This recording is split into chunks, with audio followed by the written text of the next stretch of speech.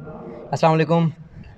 मेरा नाम फ़ारूक है। मेरे पास अभी खाने के ब्रेक के 10 एक मिनट है, तो मैं एक स्टोरी आपके साथ शेयर करता हूँ। एक जंगल में एक बादशाह इंतहाई बूढ़ा हो गया। वो अपनी रियाया नहीं चला पा रहा था, तो उसने सोचा कि यार मैं जो है ना अपनी रही से इज़्ज़त बचा लेता हूँ और रियाया से कहता हूँ कि आप खुद हुक्मरानी करें, एक और नया हुक्मरान चुनें, मुझसे अब बादशाहत नहीं होती। तो जंगल में 3 किस्म के जानवर होते हैं, हम सबको पता है। एक दरिंदे होते हैं जो दूसरे जानवरों को खाते हैं, दूसरे चरिंदे, भेड़ बकरियाँ और तीसरे परिंदे होते हैं। इन तीनों के बीच में कोई हुक्मरान सेलेक्ट होना था। तीनों में बड़ी बहस हुई कि कौन हुक्मरान सेलेक्ट होगा।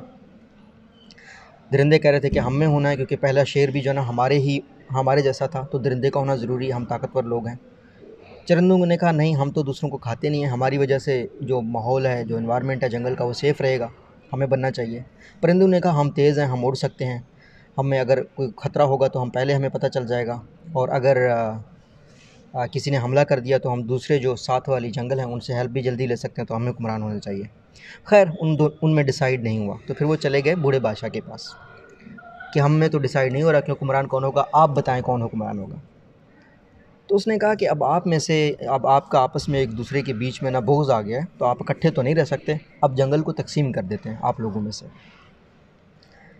जंगल में क्या हुआ कि उसने कहा कि कुछ हिस्सों में दरिंदे रहें और कुछ हिस्सों में परिंदे रहें, उनके बीच में डिवाइड हो गया। रूल बन गया कि एक दूसरे के एरिया में नहीं जाएंगे, एक दूसरे को नुकसान नहीं पहुंचाएंगे। और परिंदे क्योंकि वो उड़ सकते हैं, तो बादशाह सामत ने कहा कि आप परिंदे तो कहीं पे भी जंगल में रह सकते हैं। कुछ अरसे बाद एक चरिंदा, एक बकरी का बच्चा जो है ना, वो जो भी उनका बॉर्डर था दरिंदों और चरिंदों का, उसको क्रॉस किया और उसको कुछ भेड़ियों ने खा लिया। ये जो चीज़ है ये किसी परिंदे ने देख ली, और उसने जाके जो है ना चरिंदों की सल्तनत में ये बात कर दी कि ये तो भेड़ियों ने आपका जो है ना एक बकरी को खा लिया। इस पे एहतजाज हुआ, सारे बादशाह सलामत के पास चले गए।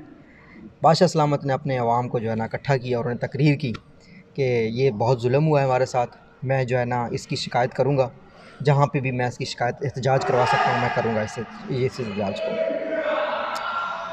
और मैं इस जो है ना दरिंदों को बदनाम कर दूँगा कि ये जो है ना जो आइन है उसको नहीं फॉलो कर रहे।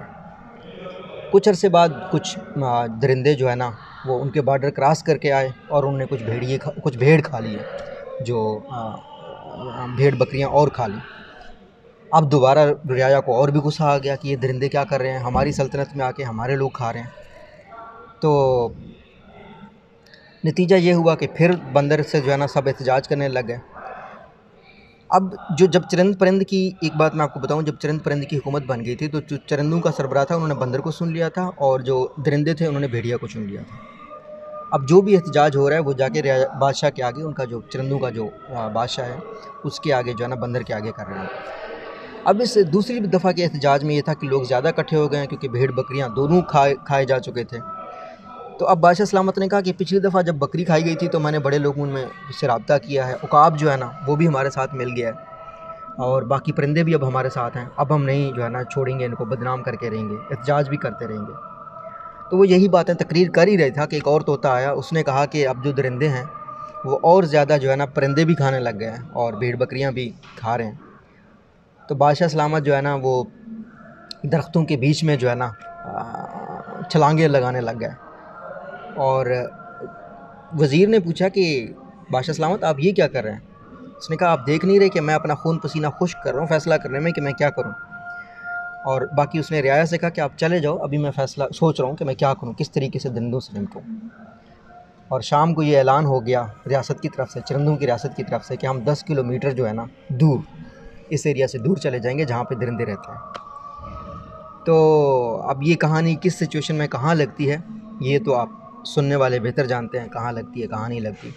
लेकिन एक बात ज़रूर है कि चीज़ों का जो डिवीज़न है वो अगर गलत हो जाता है तो वो बड़े लॉन्ग टर्म इम्पैक्ट रखता है। अब शेर साहब ने जो है ना कह दिया कि चरिंदे अब एक जगह पे रहेंगे, परिंदे दूसरी जगह, और दरिंदे दूसरी जगह पे रहेंगे। अब आप कुछ लोग ये सोच रहे होंगे कि हो सकता है कुछ दरिंदों में जो है ना कुछ सल्तनत तकसीम होती, उनके पास कोई परिंदे होते और उनके पास कुछ चरिंदे होते। ये जो है ना ब्लैक एंड वाइट डिवीज़न शुरू से इंसाफ पे मबनी नहीं था। या आप में से कुछ लोग शायद ये सोच रहे हैं कि बंदर सही तरीके से बिहेव नहीं कर रहा। ये तो आपके अपने ऊपर है कि आप इस कहानी को कैसे लेते हैं, लेकिन ये कहानी मुझे इंटरेस्टिंग लगी, मैं आपके साथ शेयर कर दी है। अगर आप यूट्यूब चैनल पे देख रहे हैं तो प्लीज़ सब्सक्राइब कीजिएगा। Thank you so much.